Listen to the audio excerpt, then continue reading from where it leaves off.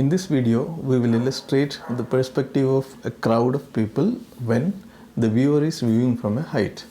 Hi friends, I am Vanidas and welcome to a new watercolor tutorial. If you haven't subscribed to my channel, please do subscribe and press the bell notification. So let's start the discussion.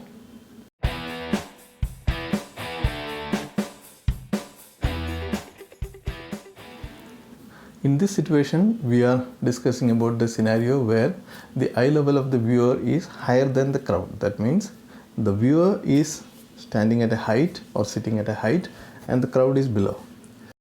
The view in this particular scenario is explained in the part 2 of the perspective of cloud, and if you haven't seen that, please go and watch part 2 of the tutorial and then you can come back to this. Okay, so here the key thing is that as the people come nearby, closer to the viewer, the heads will come down. That means as the people are nearby, they will grow bigger and their heads will start coming down. So their heads are no longer aligned to the horizon. It will come down, and as usual the people altogether will grow bigger. Okay, because that is quite understandable, because any element, any object, when it comes nearby, it becomes bigger. So this is the core, the fundamental idea. So I'm just scribbling that idea with the help of a waterproof gel pen. So you see, you can use in any waterproof pen, or you can use pencil or whatever you want to draw, and you can directly paint as well if you don't want to draw. So here I just wanted to draw, demonstrate that particular idea. It is not a complex one. Okay, so we could have added some background, but to focus on the point, I'm avoiding the background. Maybe in the next part we will add some background for creating some additional interest.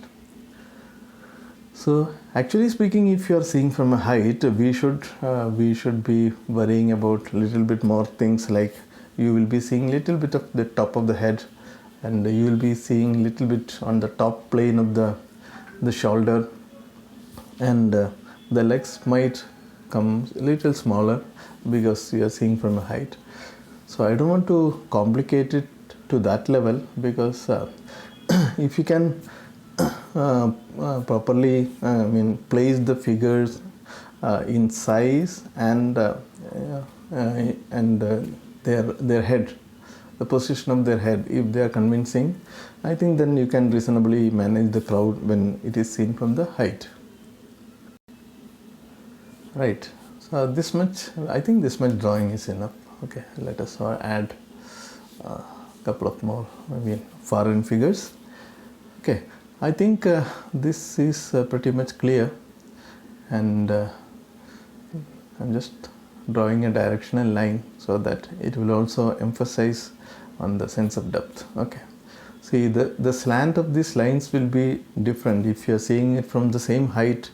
That means if you are seeing the crowd from the same height, the directional light, lines would have been much at a different angle. The nearby, the path will get wider as it comes closer. But yeah, I am not too much worried about the directional lines for now.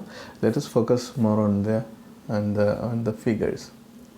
And regarding the color perspective, when things go far away, it becomes less vibrant. Okay, so I'm just using less vibrant colors, slightly grayish colors, bluish colors for the foreign figures, and as the figures come down nearby, and we can use more vibrant colors. Okay. I hope you are understanding this. The concept is anyway explained in part 2 of the video. You already have seen that. If you still have any doubt, you can go back to that video and watch it. Okay. So I'm using a cold pressed watercolor paper for this, and you can even practice these things in your sketchbook. Okay, and I'm using a very small round synthetic round brush for the coloring part of it. See, you don't have to really worry about the precise brand of the brush or the precise shade of the color or brand of the color. See, the drawing and the tonal values are more important. Other things are just you can manage with whatever you have.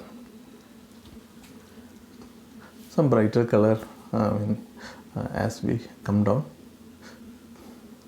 Okay, and this is not very accurate. Okay, so but the getting the idea communicated is the main thing, and I am trying to do that.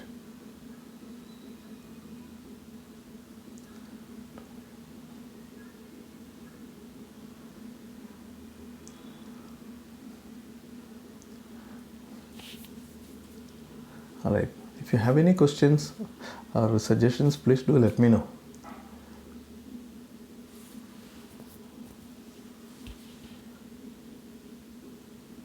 If you are finding this tutorial as useful and if you are learning something from this, please subscribe to my channel and press the bell notification, and you can also ask your questions or write your suggestions in the comment box below. I will surely try to get back with answers to your questions, as well as I'll try to incorporate your suggestions. Okay. See, the selection of colors here, it is purely up to you. I usually have a tendency to pick up whatever color is readily available on my palette, and that makes my life easier. Otherwise, deciding on the colors is little challenging for me. Okay.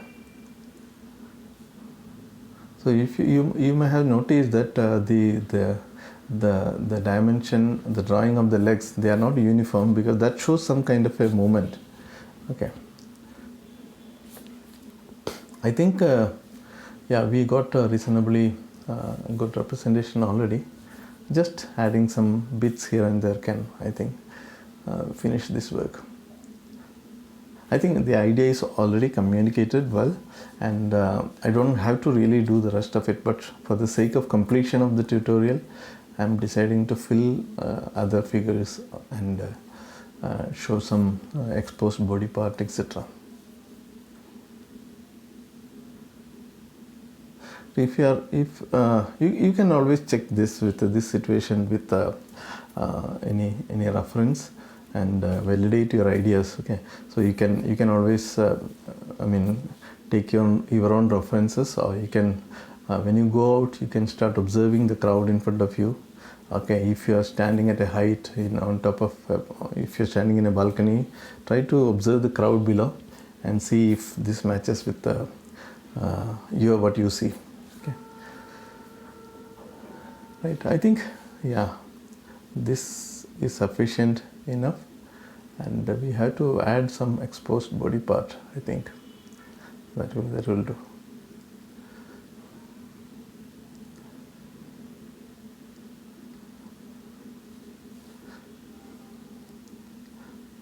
Right. I'm just thinking if what is missing now.